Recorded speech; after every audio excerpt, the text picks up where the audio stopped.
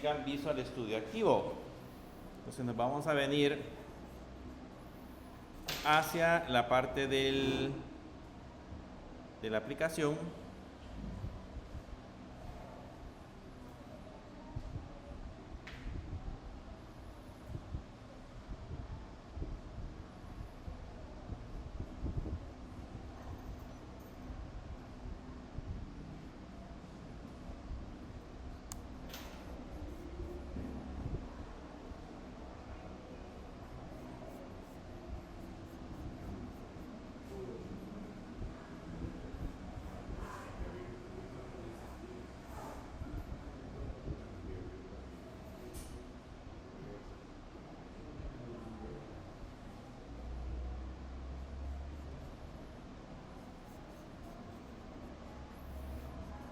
Y vamos a trabajar directamente con Visual Studio Code.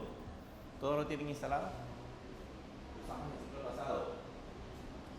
Vamos a el ciclo pasado y lo vamos a seguir utilizando en este ciclo, Visual Studio Code. Ahora Visual Studio Code y estando en Visual Studio Code, lo primero que vamos a hacer es conectarnos al servidor.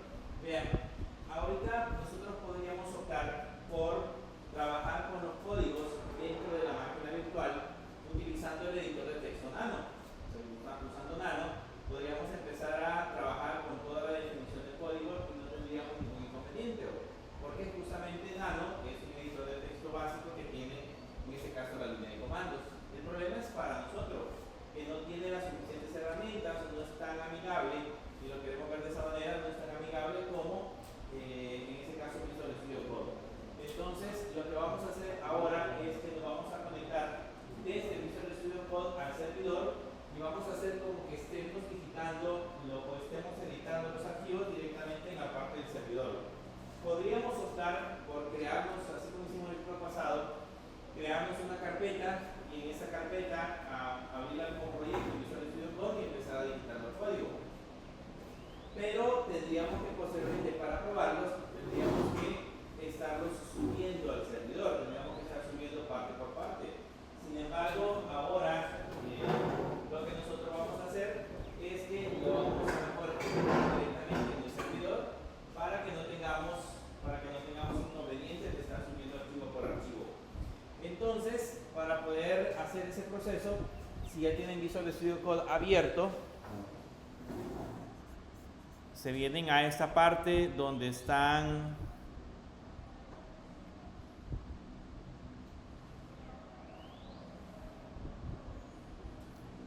las extensiones. Creo que sí, aquí tiene que estar. Ahí les tiene que aparecer un botoncito de extensiones en la parte izquierda, en el que dice extensiones, y dentro de las extensiones lo que van a hacer es buscar una extensión que se llama Remove SSH.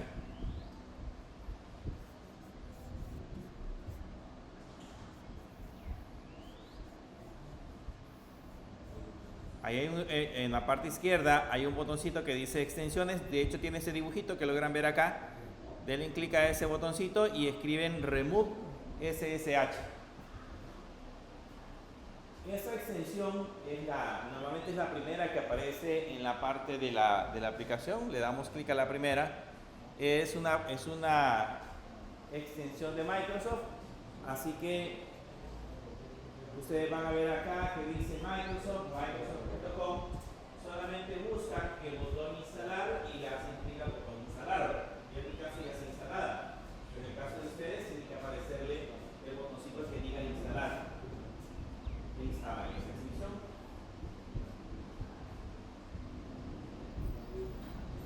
¿Ya instalar? Esa no pesa demasiado.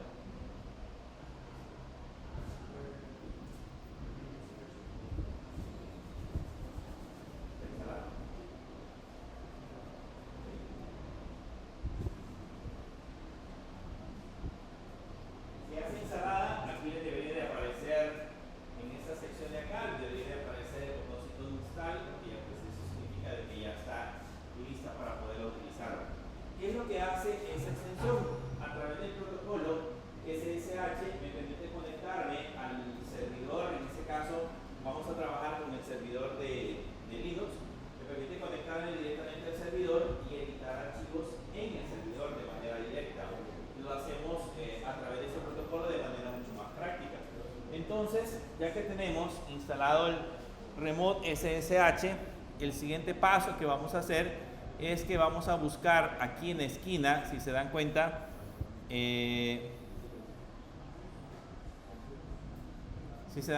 aquí en la esquina inferior izquierda les aparece un icono del signo de mayor y menor que en esta esquina. Aquí en la esquina inferior izquierda les aparece un botoncito del signo de mayor y menor. Ese botoncito es el que agregó el remote SSH. Entonces le hacen clic a ese botoncito y les van a aparecer varias opciones en la parte de arriba. Entre esas opciones, la que nosotros vamos a utilizar en ese momento, ahí aparece, por ejemplo, Connect to Host, aparece Connect Current Window to Host, aparece Open Container Configure File, etcétera, etcétera. Aparecen varias opciones. La que nosotros vamos a utilizar en ese caso es la opción que dice Connect Current Window to Host. O sea, háganle clic a la opción Connect Current Window to Host. La que dice Connect Current Window to Host, y se van en ese listado. A mí me aparece ese montón de listado que son todas las máquinas a las que yo me he conectado, pero a ustedes les tiene que aparecer una opción que dice Add New SSH Host. Le hacen clic a la opción que dice Add New SSH Host y ahí les va a aparecer una línea donde ustedes tienen que digitar el comando SSH que vamos a utilizar para podernos conectar. En este caso, yo en mi máquina voy a mostrarles mi máquina virtual.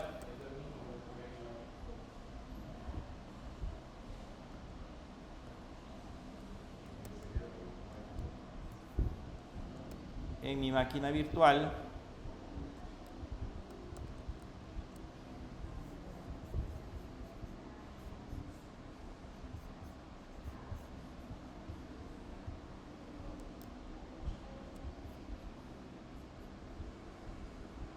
si observan, aquí en mi máquina virtual, la IP que yo tengo asignada es la 192.168.56.11.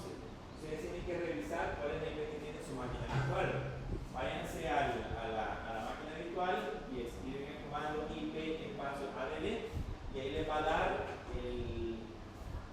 dar la IP con la cual se está conectando. Entonces, esa IP con la cual se está conectando es la que vamos a utilizar en Visual Studio Code. Nos venimos ahora a Visual Studio Code.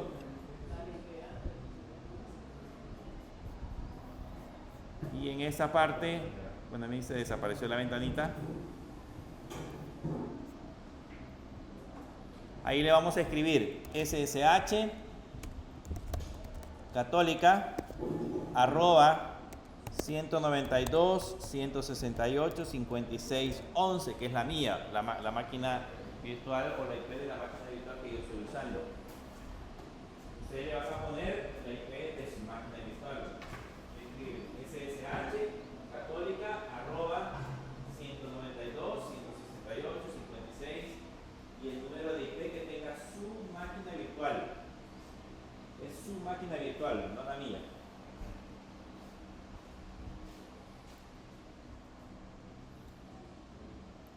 Y ahí le dan Enter.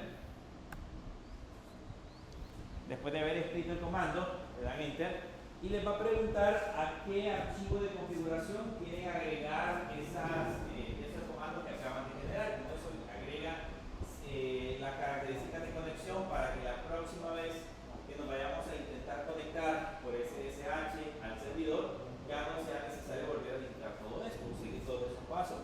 Solamente lo hacemos una vez. Entonces ahí le está diciendo a qué archivo vamos a guardarle esas configuraciones.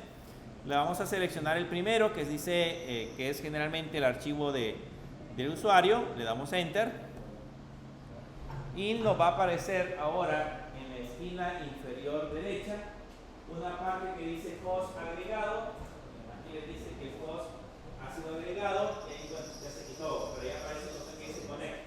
Le hacen clic a la opción que dice Connect.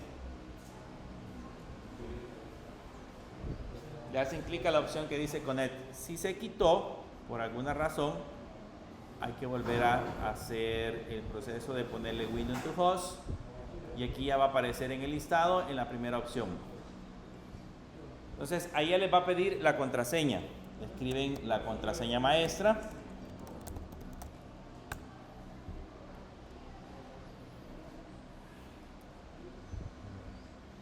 Escriben la contraseña maestra.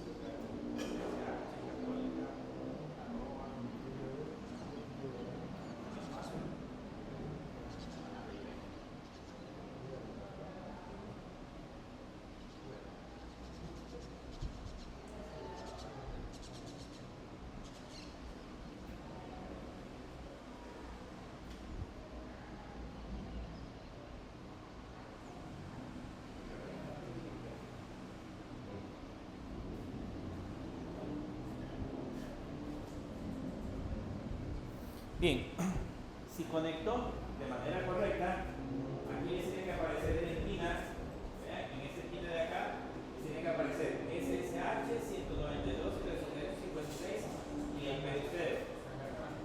Lo voy descargando. Lo que pasa es que tiene que descargar unos archivos en el lado del servidor para que eso funcione. Que está con el internet de wifi de aquí. Si tienen datos, pongan datos. Cuando se conecten así es mejor que lo hagan con los datos porque el de aquí le pasa. Cuando le diga la IP de esquina es porque ya finalizó. Ahora ya le ha aparecido la IP. Sí. ¿Usted sí?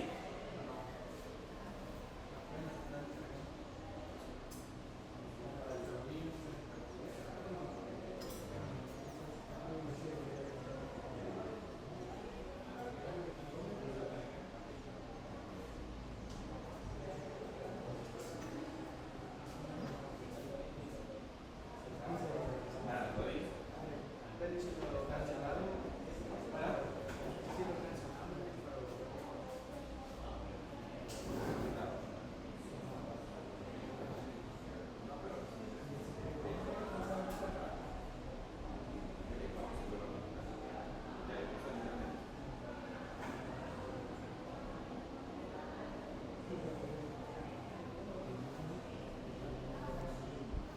Bien, eso ya les va a quedar configurado para que la próxima vez que hagan Visual Studio Code automáticamente se conecte y solamente le tengan que poner la contraseña.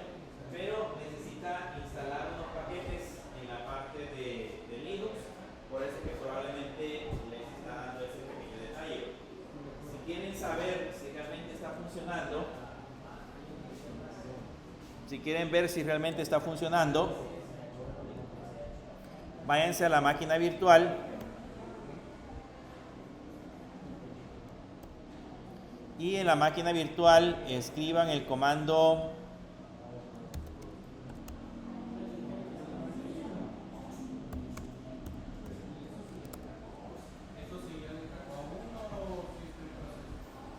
está en proceso, ya le cargó el usted.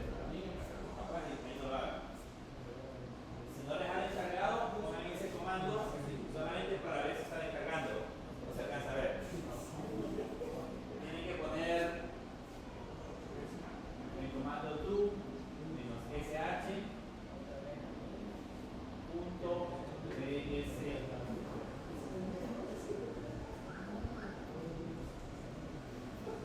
.bscode-server. Todo en minúscula. Eso escriban en la terminal para ver si está descargando.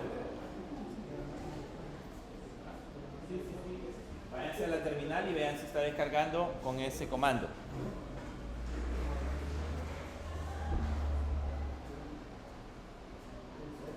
Por lo menos a mí me dice que tiene 393 megas. Ahí a ustedes les va a aparecer el tamaño del archivo, que es do-sh.bscode-server. Ahí le dan enter y les tiene que aparecer el tamaño de esa carpeta. 31 megas. Y debe descargar 393, ya le puso datos. ¿Tiene datos? Póngale datos. El internet aquí va a ser sumamente lento.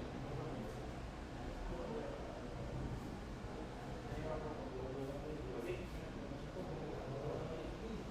Ahí pueden estar revisando si le dan flechita hacia arriba de nuevo,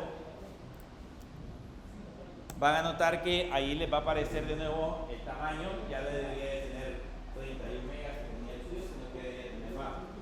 Se le van dando flechita hacia arriba para ir viendo cuánto ha descargado. Tiene que descargar más o menos 393 megas. Así que eso es lo que debería de tener actualmente el tamaño de la carpeta.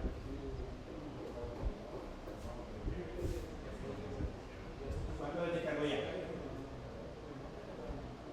Todo se le descarga. Sí.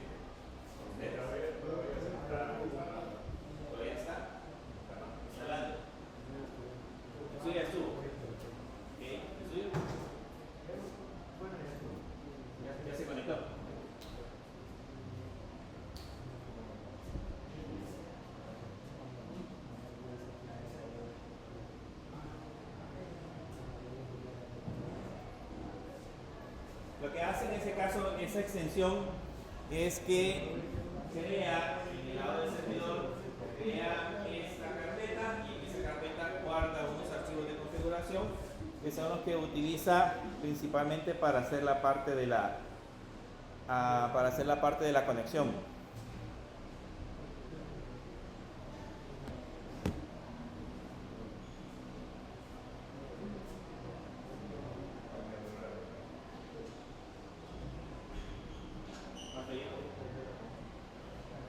Ese comando les tiene que decir.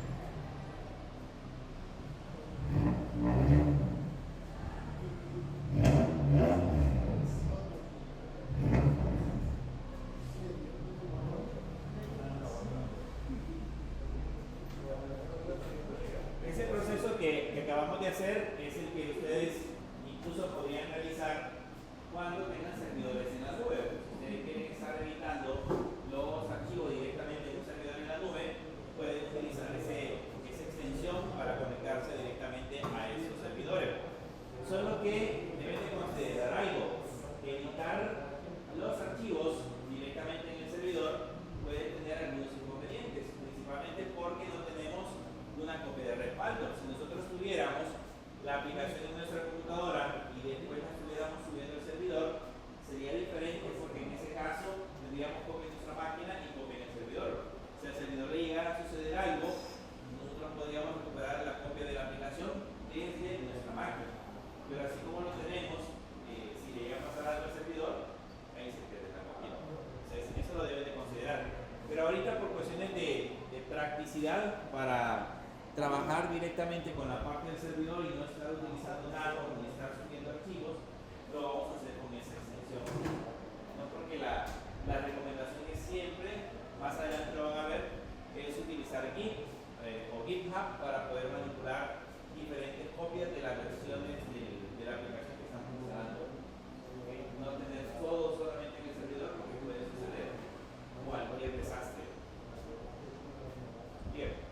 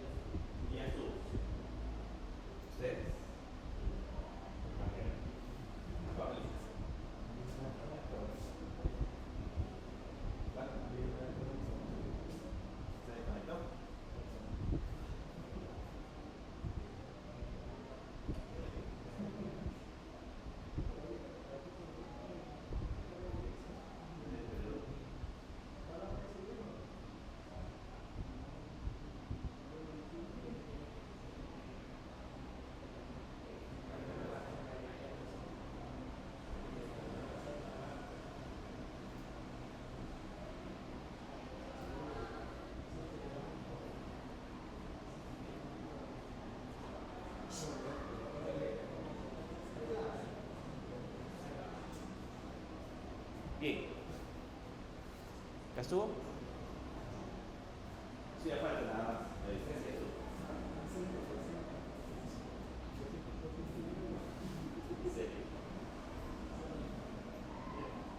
Ya puesto datos. Me lo voy a pedir.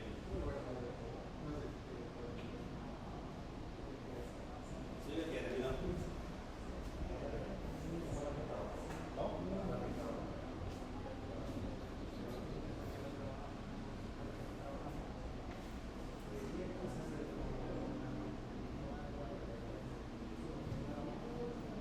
Yo trabajo con máquinas virtuales.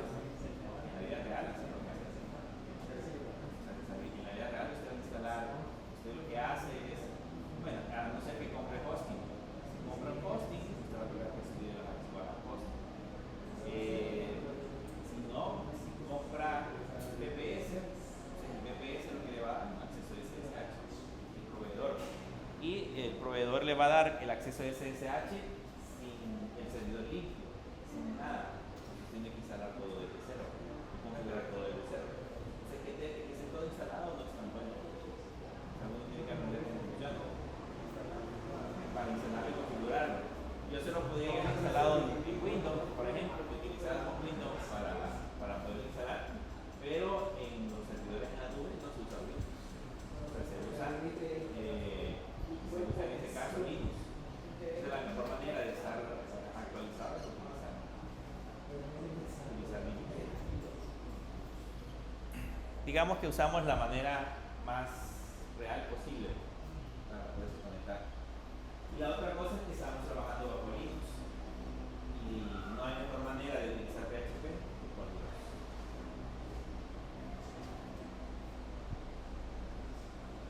¿Y ya terminó?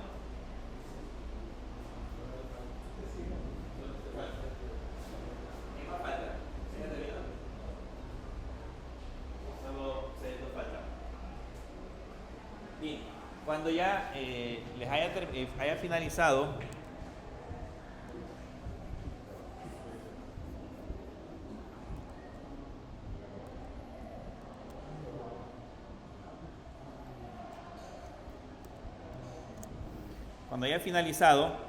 y que aparezca en esta parte de abajo donde dice conectado, vamos a hacer lo siguiente. Hasta aquí nada más nos conectamos al lado del servidor, pero necesitamos conectarnos a la carpeta con la cual vamos a trabajar. Entonces le hacen clic acá a este botoncito y seleccionan la opción que dice Open Folder. Le hacen clic a la opción que dice Open Folder. Y en ese Open Folder ustedes tienen que especificar la ruta que van a utilizar para poder hacer el proceso de edición de archivo. Entonces tenemos que buscar en ese caso la ruta que corresponde. ¿Cuál es la ruta donde están guardados los archivos de Apache? ¿Cuál es la ruta de Apache? Donde guardamos los archivos de Apache. La vimos en la clase pasada. Ajá, diagonal bar. Luego. Esa no se les tiene que olvidar. Es diagonal bar. Luego diagonal www. Diagonal HTML. Esa es la ruta con la cual nosotros vamos a estar trabajando. O sea, en esa ruta se guardan los archivos del PHP que estamos utilizando. En este caso, los archivos que va a utilizar Apache. Entonces, escriban en la parte de arriba diagonal bar, diagonal www, diagonal HTML, y cuando lo hayan digitado, le hacen clic al botoncito que dice OK. Le hacen clic a OK. Ahí le va a preguntar si confían en esta carpeta, le dicen que sí. Le ponen yes. Y ahí ya tenemos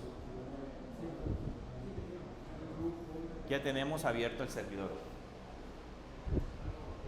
Si se dan cuenta, ahora ya tenemos visualizados los archivos que utilizamos en la clase pasada.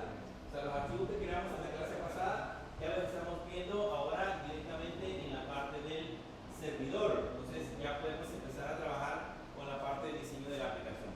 Entonces, estando en esa conexión dentro de esa carpeta, vamos a empezar a crear nuestros primeros archivos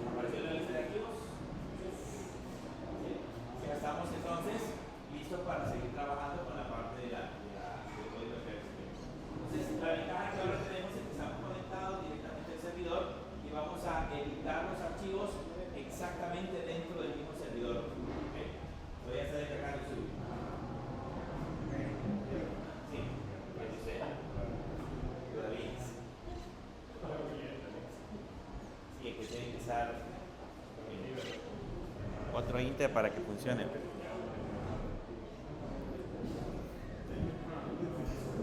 Bien, vamos a empezar a trabajar con nuestra primera aplicación. Lo que todavía no les ha cargado, solamente vean lo que vamos a ir haciendo y después lo complementan. Vamos a crearnos aquí una carpeta. Aquí está el botoncito para crear, una nueva carpeta. Y a esa nueva carpeta le vamos a poner clase 1. Vamos a ir separando los archivos por carpetas para no tener todo mezclado en un solo lugar. Y así tenemos separados los archivos que hicimos en la clase de hoy y así sucesivamente los demás archivos. La primera le vamos a poner clase 1, el botoncito para crear una carpeta, ya saben que es el segundo.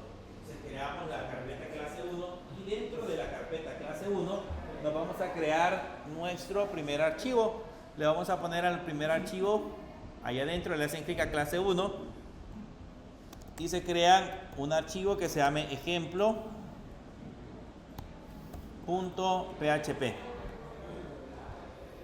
Se va a crear un archivo cuyo nombre le van a poner ejemplo.php. En ese archivo de ejemplo.php,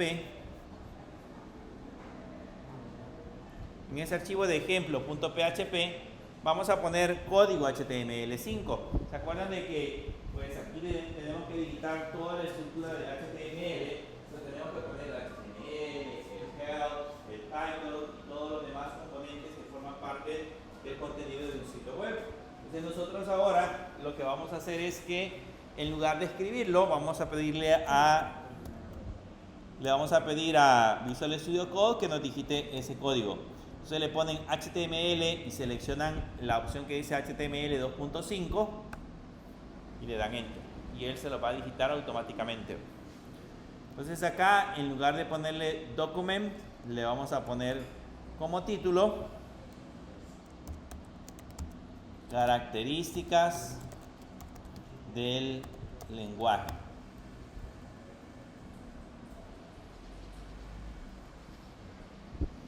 Voy a hacer un poquito más grande para que lo puedan ver mejor. ¿Ahí lo alcanzan a ver?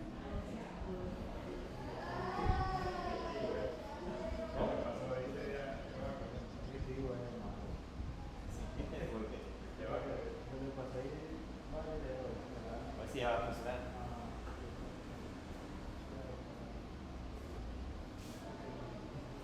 Bien, vamos a ver las características del lenguaje. Dentro de las características del lenguaje, aquí vamos a digitar un H1 para que vean que vamos a colocar simple código PHP y le vamos a poner bienvenidos. Yo les dije en la clase anterior,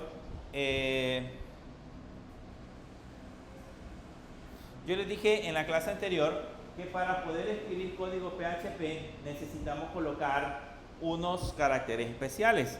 Yo les dije, cada vez que voy a digitar código PHP, tengo que colocar el signo de menor que, el signo de pregunta y la palabra PHP.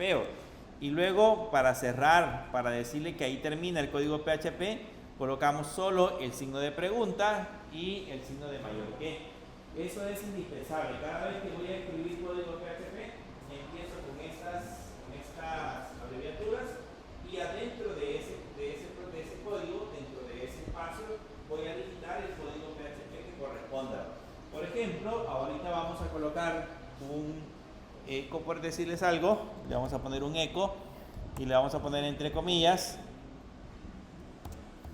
Vamos a colocar un H2 y le vamos a decir, este es un mensaje en PHP.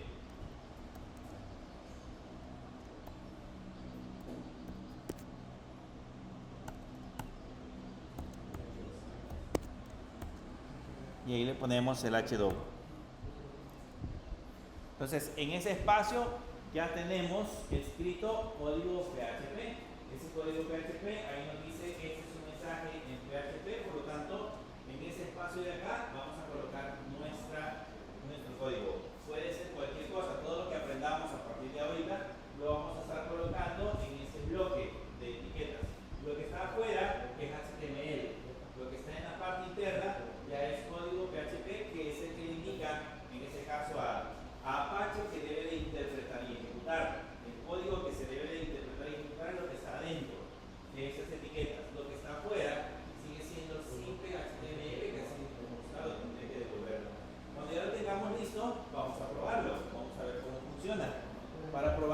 funciona. Guardamos acá con control S y nos vamos hacia la parte del navegador.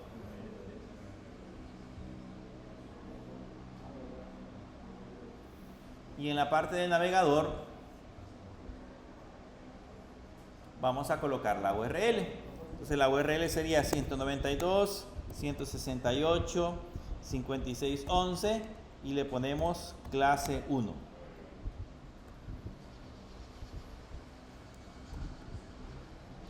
Y ahí le ponemos clase 1. Y nos va a dar esa parte. Voy a descargar.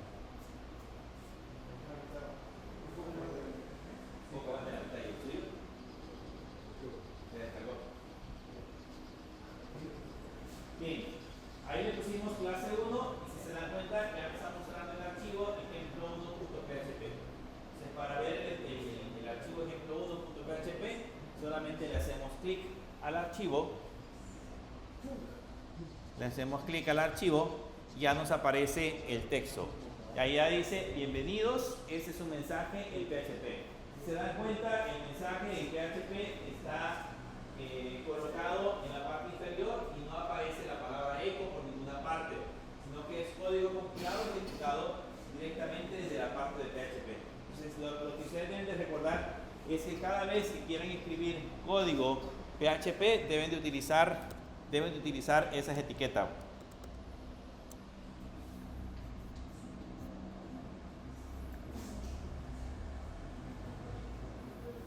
Aquí nosotros podríamos seguir colocando código HTML en la parte de abajo.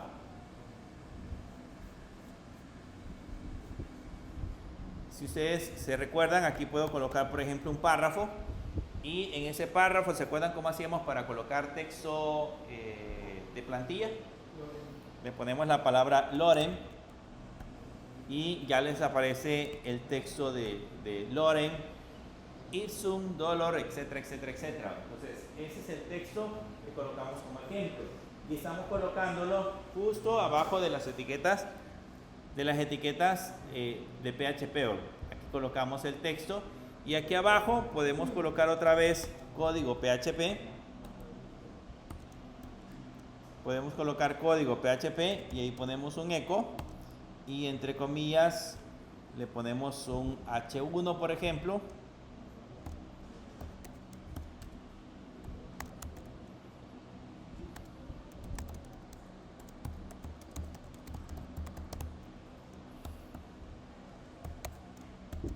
Y ahí le ponemos, este es el final del documento.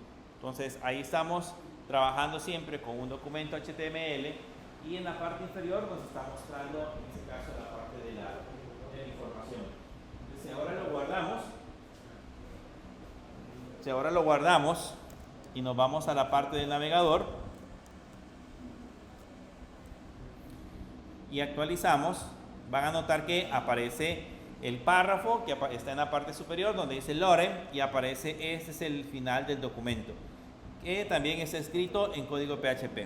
Lo que quiero que vean es que hemos puesto código PHP arriba y hemos puesto código PHP abajo.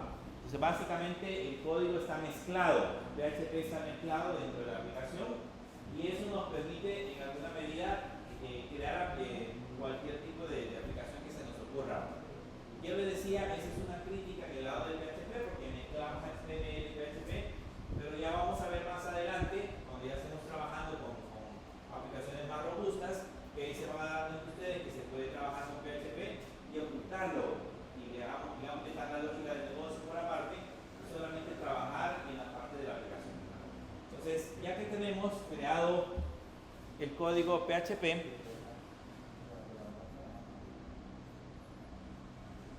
veamos ahora cómo trabajamos con la parte de comentarios.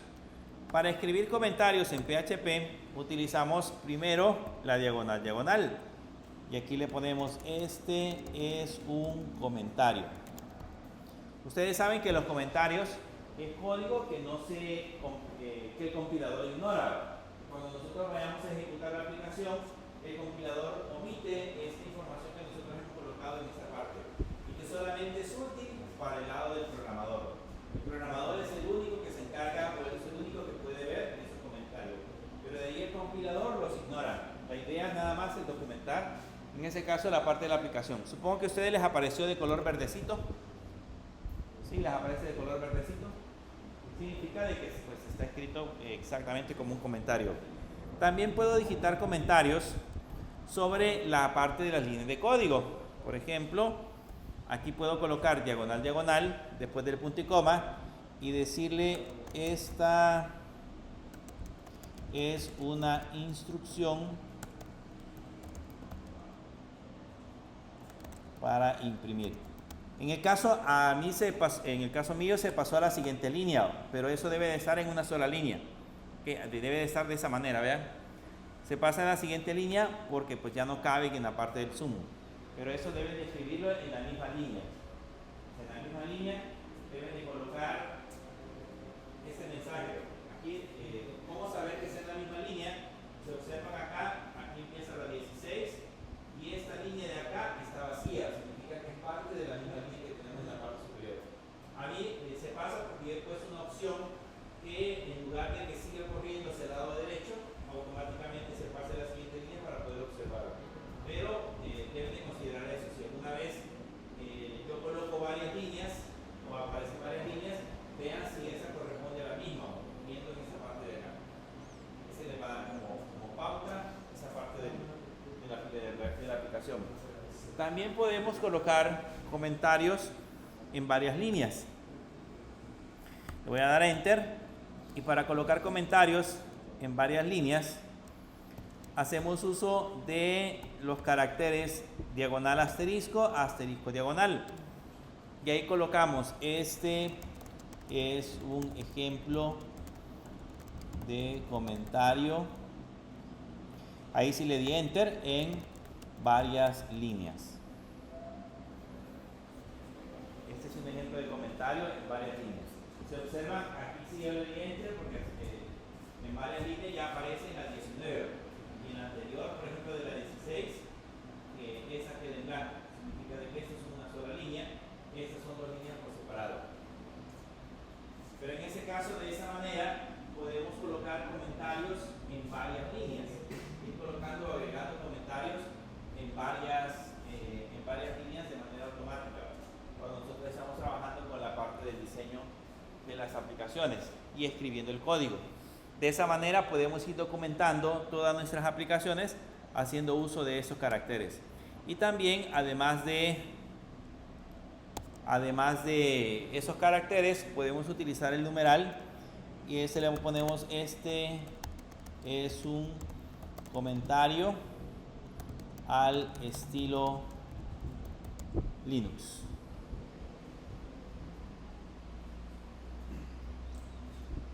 Aquí en PHP podemos agregar comentarios también utilizando el signo de numeral. Le colocamos el signo de numeral seguido del texto que nosotros queramos colocar, y es como que si colocáramos comentarios en una sola línea. Para eso sirve también el numeral.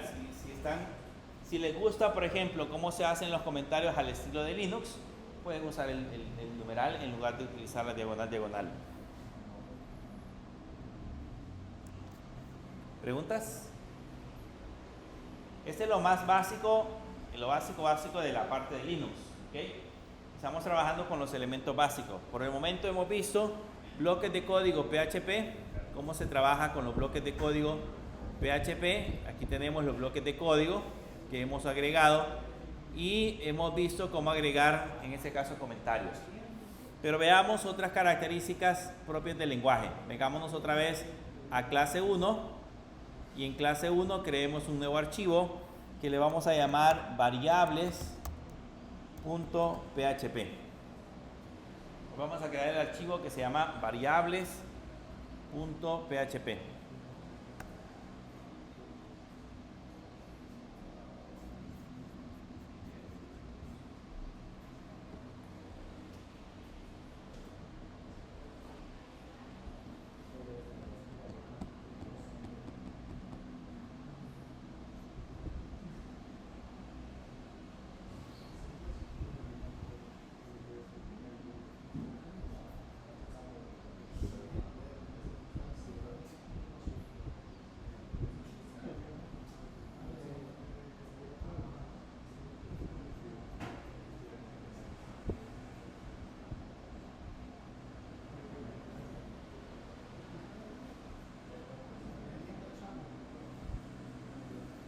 Bien, ya que estamos después de haber creado variables.php, vamos a escribir código siempre HTML5.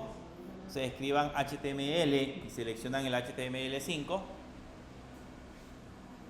Seleccionan HTML5 y aquí en la parte de documentos escriben variables en el título, escriben variables en PHP. Y como vamos a definir código PHP, entonces colocamos las etiquetas. Abrimos PHP y cerramos PHP. Abrimos y cerramos la parte de las definiciones de las etiquetas.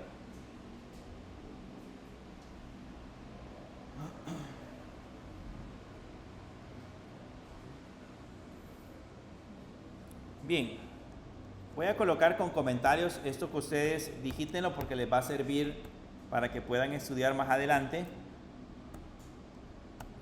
Voy a poner en comentarios reglas para la formación de nombres de variables. Primer regla: toda variable inicia con el signo de dólar. ¿Okay? Todas las variables en general, esa es una regla en PHP. El primer carácter que va a tener una variable en PHP es el signo de dólar. ¿Okay? Esa es la primera regla, el signo de dólar. Cada variable que vayamos a crear, si no le anteponemos el signo de dólar, se convierte en otro elemento diferente y no necesariamente una variable. La otra regla que debemos de respetar es que las variables son case sensitive. ¿Qué significa eso?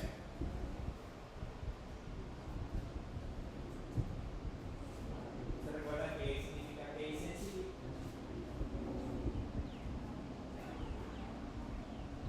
No. El case sensitive significa de que las variables son sensibles a mayúsculas y minúsculas. ¿Okay? Si yo coloco una variable con letras mayúsculas, no es la misma variable escrita con letras minúsculas. Son dos variables totalmente distintas. Ya vamos a ver algunos ejemplos. Y la tercera regla que debemos de respetar para la parte de la definición de variables es que el segundo carácter debe ser una letra o el signo de guión bajo. El segundo carácter debe de ser una letra o el signo del guión bajo. Esa es otra regla general que debemos de considerar. La primera, toda variable empieza con el signo de dólar, son case sensitive, y además de eso, el segundo carácter pasaría a ser en este caso una letra o un signo de dólar. Veamos ejemplos para entender cómo funciona. Si yo coloco la variable $nombre igual y le coloco Juan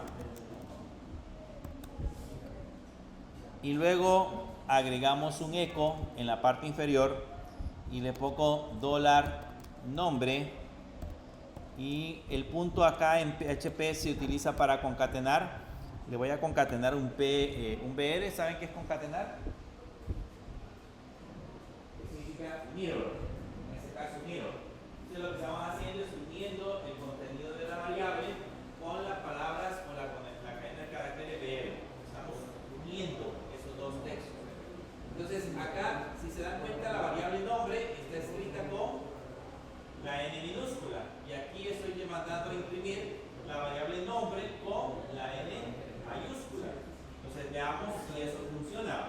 Si no fuera case sensitive, eso significa de que esas variables serían las mismas. Pero como son case sensitive, varía. Entonces voy a regresar otra vez al navegador. Vamos a borrar aquí ejemplo.php. Y aquí ya nos aparece variables.php.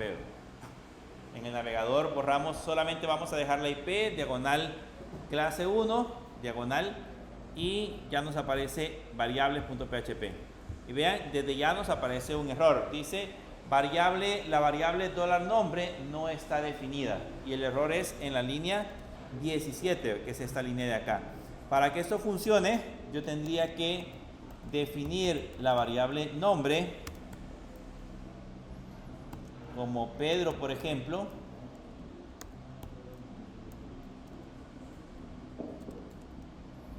Definirla como Pedro, por ejemplo, y ahí ya funcionaría.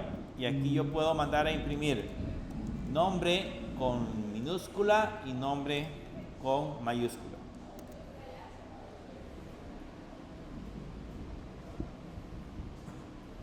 Entonces, ambas variables ahora van a imprimir datos diferentes. La primera va a imprimir Pedro y la segunda va a imprimir Juan. La primera imprime Pedro y la segunda imprime Juan. Veamos si es cierto.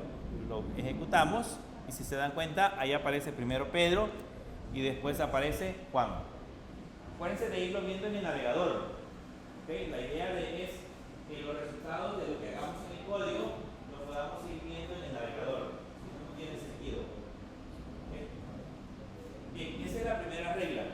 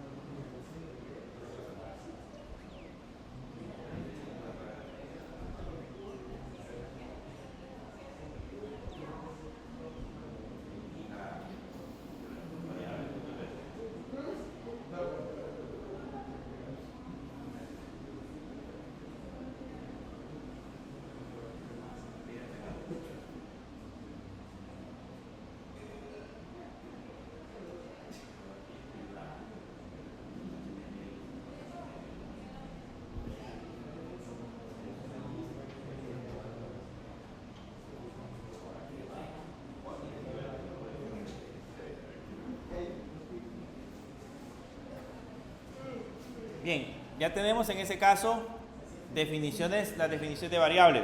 Ya vimos de que las variables son case sensitive y en alguna forma eso nos tiene que recordar cómo hacemos para la parte de la definición. Veamos la segunda regla. La segunda regla dice que el segundo carácter debe de ser una letra o un guión bajo. Yo le voy a poner, por ejemplo, $4x igual a 25. Y después le voy a poner un eco, $4x, y le vamos a concatenar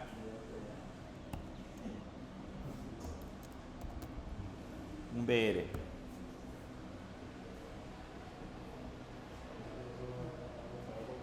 Y ahí estamos creando una variable.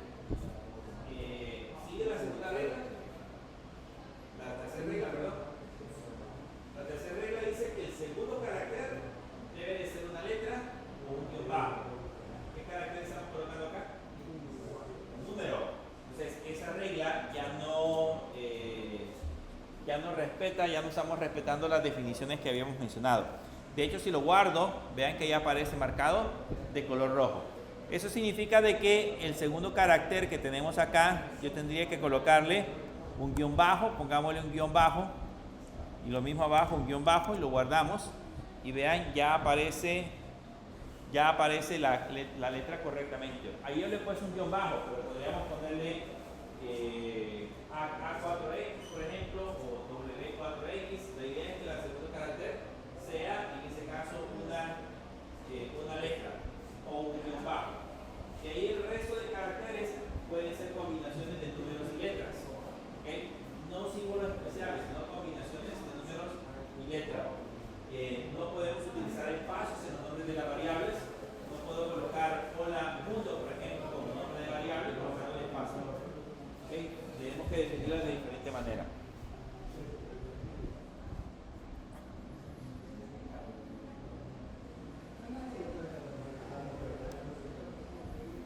Bien, hablemos ahora de los diferentes tipos de variables. Vamos a hablar de tipos de variables, y el primer tipo de variable que vamos a hablar son las variables de tipo string.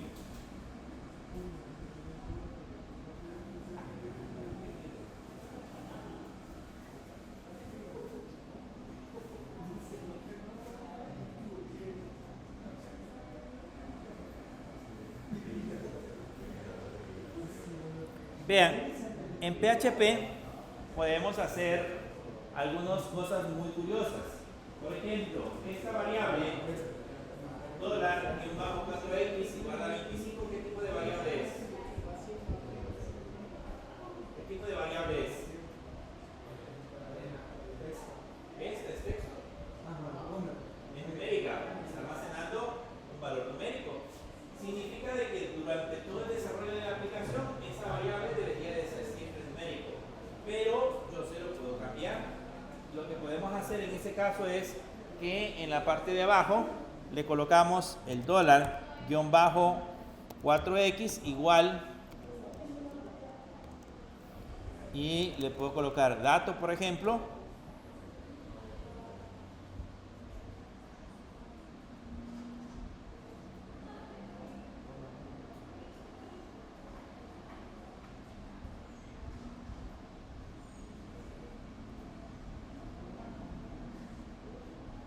Le podemos colocar dato y automáticamente, si ahora imprimimos ese valor y le ponemos que imprima $-4x punto, y le vamos a concatenar el BR,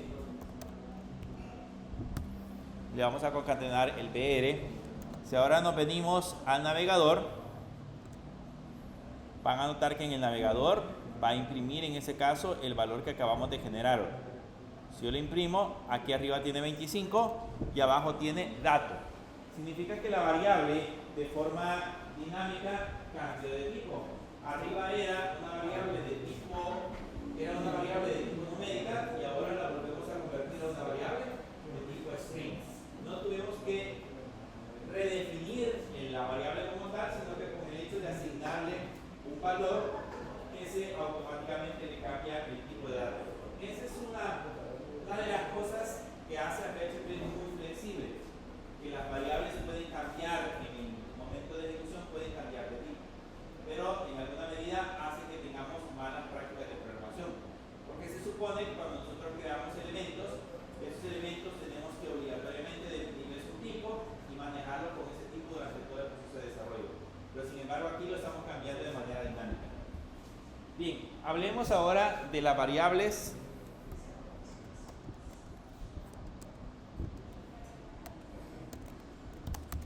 por asignación. Vamos a hablar de las variables por asignación.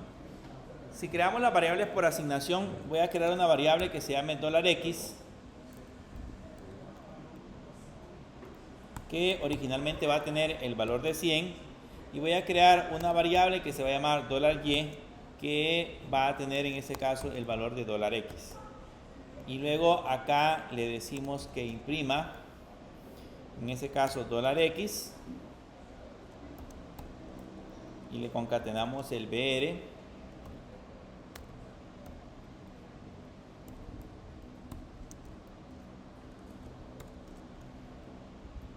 e imprimimos $Y.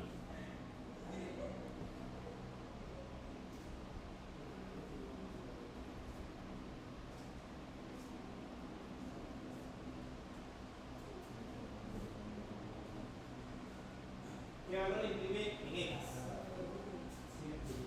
100. ¿Qué valor imprime en Y? 100. ¿Okay? Estos valores que hemos creado acá son variables por asignación. Ya van a ver por qué les estoy aplicando eso, porque parecería lógico.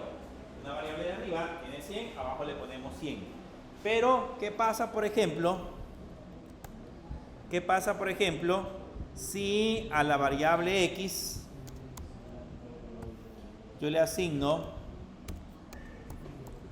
150 y vuelvo a imprimir los valores?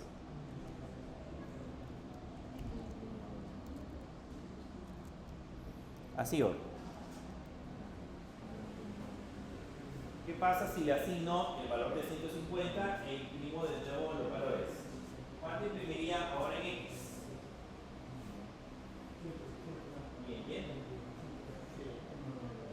Bien.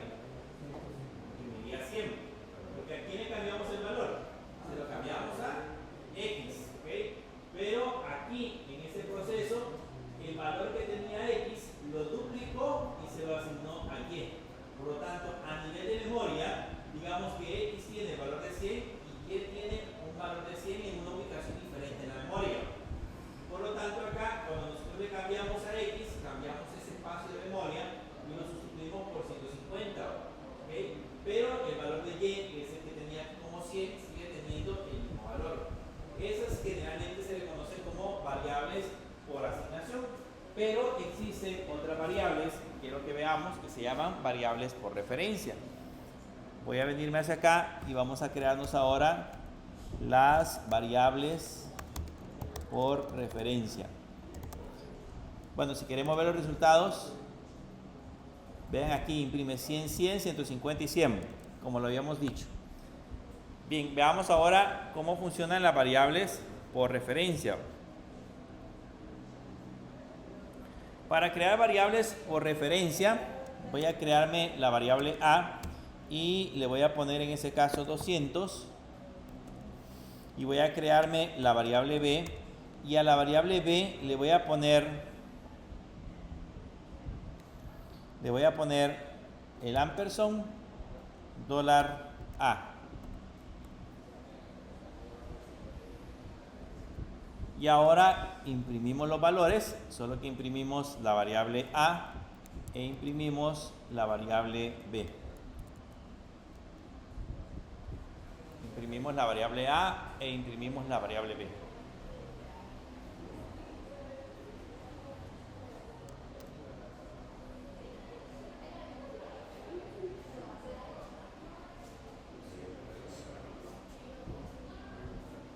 Hasta ahorita todo va a funcionar tal cual lo hemos planteado. De nuevo, la variable A tiene el valor de 200, la variable B toma el valor de la variable A, o sea que también tiene el valor de 200, e imprime en esas dos líneas, imprime el valor de 200. Sigue teniendo el mismo valor. Si nos vamos de nuevo al navegador para comprobar los resultados,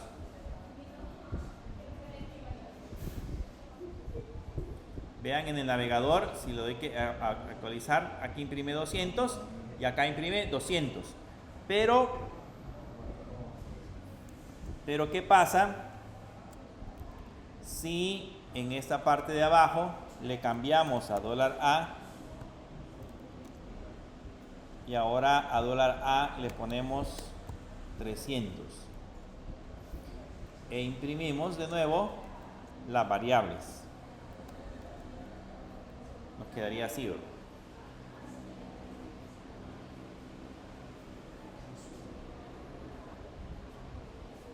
Guárdenlo y lo ejecutan y me dice cuánto tiene A y cuánto tiene B.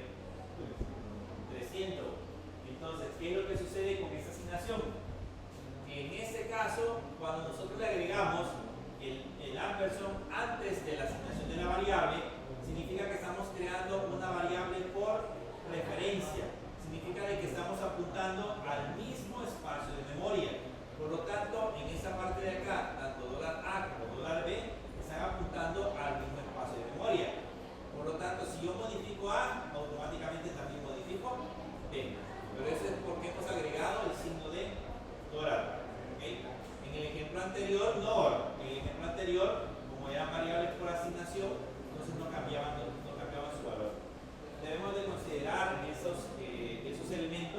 cuando estemos trabajando también con el lado de definiciones de variables en el caso de PHP. Veamos ahora algunas variables especiales. Le voy a poner aquí variables especiales. ¿Por qué se le llaman variables especiales? Porque ya están definidas dentro del lenguaje y nosotros no tenemos que definirlas. De hecho, no las podemos utilizar como variables. La primera que vamos a ver es la variable globals. Entonces le voy a poner variable, vean, es $globals.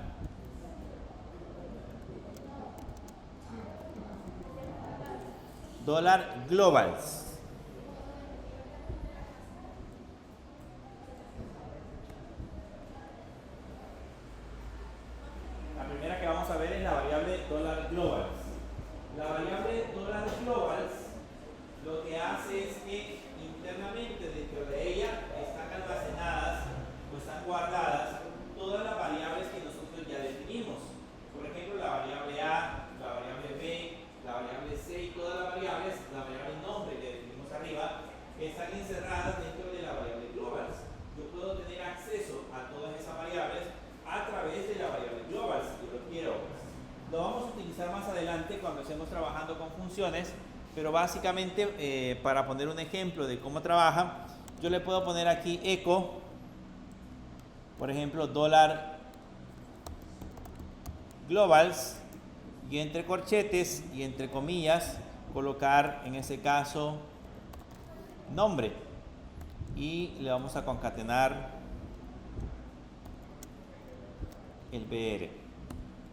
Entonces, en ese caso, ahí estamos imprimiendo el contenido de la variable nombre que teníamos definida arriba. ¿Okay? La variable nombre que teníamos en la parte superior, estamos imprimiéndola a través de la palabra globals. Si yo quiero imprimir la variable A o la variable B, podría colocarle $globals y entre comillas A o entre comillas B, podría imprimir justamente ese valor. Eso es lo que hace en ese caso la definición de la variable globals. Si lo vemos ahora en el navegador, van a notar que aquí les tienen que imprimir, hola, voy. Aquí les tienen que imprimir Juan, vean, ahí imprime Juan.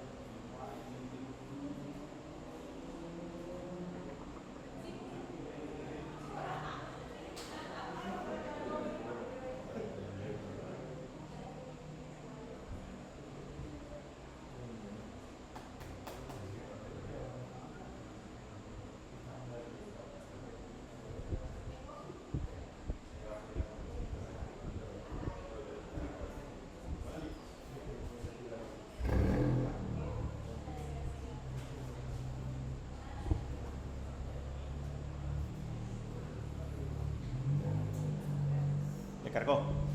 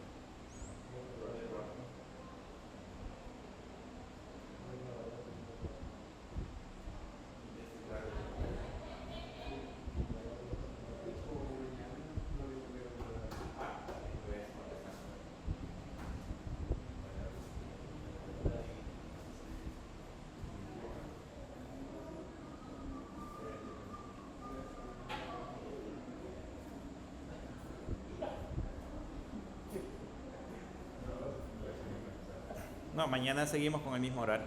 No han contestado. Que vamos a venir siempre en la tarde.